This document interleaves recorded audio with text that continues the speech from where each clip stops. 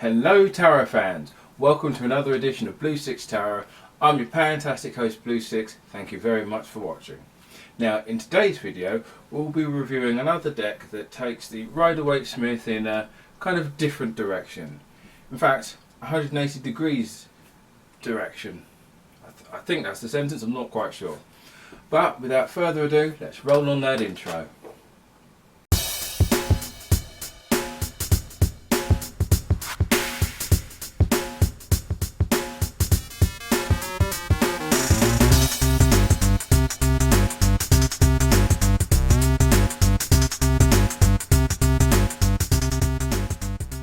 Now today we'll be looking at the Tarot of the New View.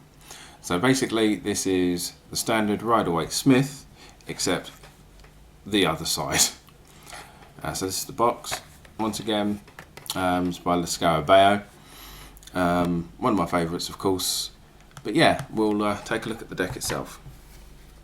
So we'll start off with the Fool. Now in this one you can actually see the Fool is facing a volcano.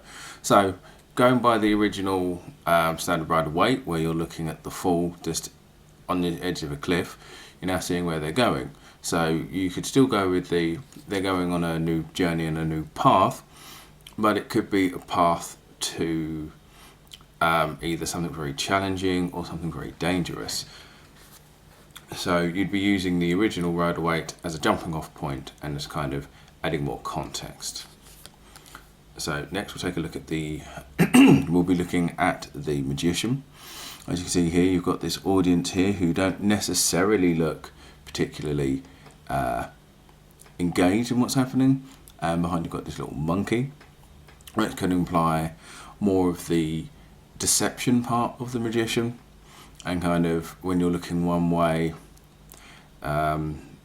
you're actually, whilst they get you to look one way, they're doing something with the other. So you've got the little monkey behind there that can kind of illustrate that. So now we've got looking at the Lovers and the sort of things that they are able to actually look on as the sort of, they're looking upon the rest of Eden as it's meant to be Adam and Eve, but as it's like a teamwork, tends to be more of a teamwork and a partnership. You're not just seeing who you're partnering with, but you're looking at the sort of works that need to be done and dealt with.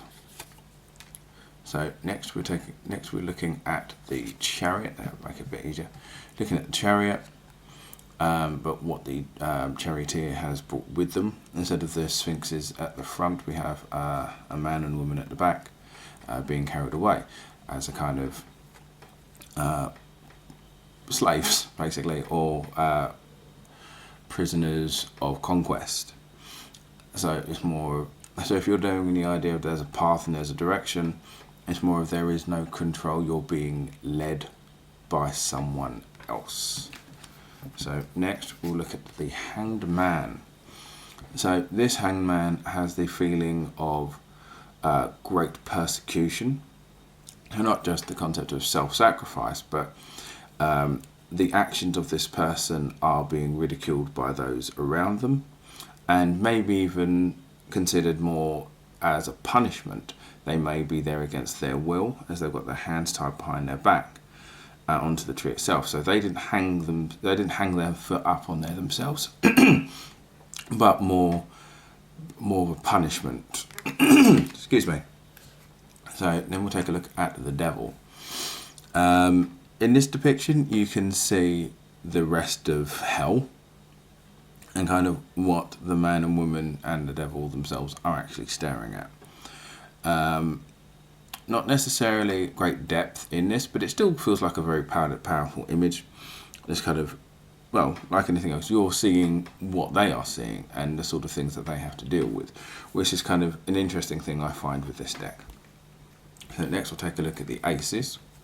So here we have the Ace of Chalices, and obviously you still have the Dove here and the hand, but you're seeing two children playing in the water. So this could be more of like the embracing innocence or wonder, or something more along the line, something similar to the Six of Cups, where it's about nostalgia, but this is more about maybe more like the sun, where it's the introduction of joy and bliss in this new phase that you're in emotionally.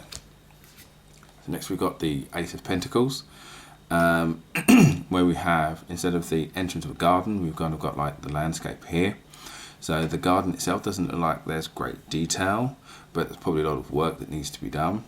And you've got the castle in the background, so maybe it's your new path, and your future goal is and you actually have a target, a very not necessarily costly target, but maybe a case of you've got to focus, and it's going to be a lot of work to get to. So next we got the Ace of Swords, and here you have a page here, or maybe a page who's being offered the sword to become a knight.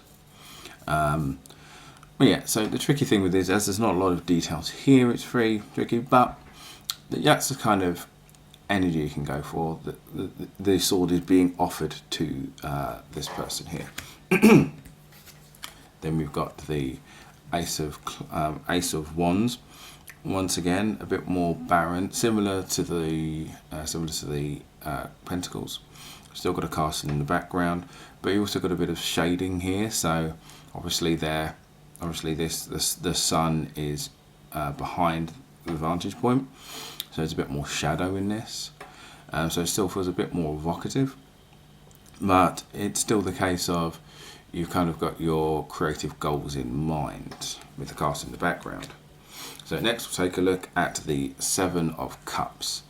Now what I like about this is yes, you've got the person here trying to decide what to take, but you've also got these two people in the background. You've also got these two people here.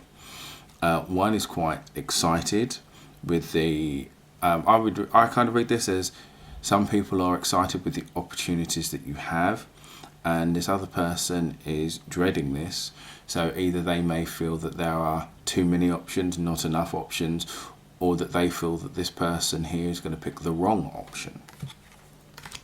So next we'll take a look at the Eight of Pentacles. Obviously you've still got the mason here doing the coins, but in the background you have someone building a statue of maybe the gentleman from the Six of coins. So I would read this as a case of you've still got your work that you're focusing on, but at the same time there are other people around you who are higher skilled than yourself, or are working on different and harder projects. So maybe a case of once you hone this skill, you can build yourself up to something here. Next we'll take a look at the Five of Swords. Now usually it has this gentleman here, and behind him are his defeated foes. But in front we have the outcome on the aftermath of this conflict. So it could be a case where you look at this card and the message is more of, yes, you've won, but at what cost? Was it worth fighting for? Was it worth winning? So now we'll take a look at the Seven of Wands, and here you actually, similar to the Hanged Man, you can see the people. You can see the holders of the wands. You can see that this person is pushing back. This person is on the defensive. This person is being agitated by these people and has to defend themselves. So it's not just a case of maybe putting up a barrier and maybe having to kind of focus on what needs to be dealt with, but they are actively having to be on the defensive, maybe actively on the back foot. So now we'll take a look at the court cards. So we first look at the Knave of Swords. Now once again, with their back to us and all the shadows, there's not necessarily a lot of detail or message you can see from that on the offset. You've got this stone face here, and it feels more of a case of they are looking ahead without necessarily thinking about the path that other people have taken before them. So you've got, as I said, you've got this face here. So this could be someone from the past, a former knave. They may represent someone who has struggled in this situation, and this person is oblivious to the sort of labours and tasks that they'll be have to face. Once again, these are all of my interpretations, of course. So next you've got the Knight of Chalices rather, and they are off to do their quest, to either fill their cup, hand their cup to someone else. But you've also got this gentleman in the background here and this lady washing her hair. So it's a case of this might be a person who's quite well known. So they're not just a knight seeking romance or seeking compassion, but they're known in their community as someone who is very caring. So it might not be the fact that they're shallow, but more of they do give their hearts out and do help their community and are very compassionate in doing so, and therefore they have this reputation of being a caring person.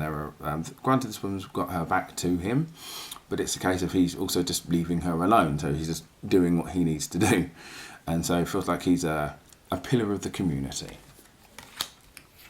Next we have the Queen of Pentacles. Now most of the images here are actually on the back of the throne. So here you've got what once again appears to be the Six of Coins, where they are giving away their wealth, and you've got a small child, what looks like a small child here as well.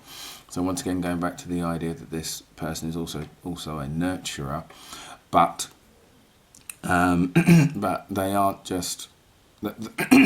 Though the Queen is quite well adorned in good fabrics and has a throne, that it also implies that this woman is also the result of generosity, that though she is wealthy, she gives her wealth, she shares her wealth, that she doesn't want people around her to be in need. And then last we'll take a look at the King of Wands. Once again, you've still got the landscape behind, and there's a lot of detail on the chair. And so this feels like this is a king who is a protector of his family. You've got a lion here and a man and a woman.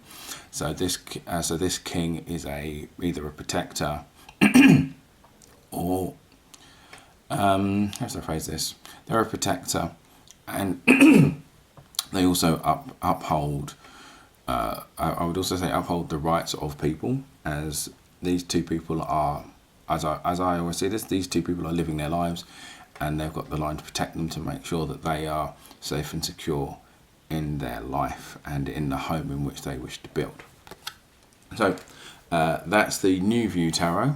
So I hope you enjoyed, and I'll catch you all on the flip side.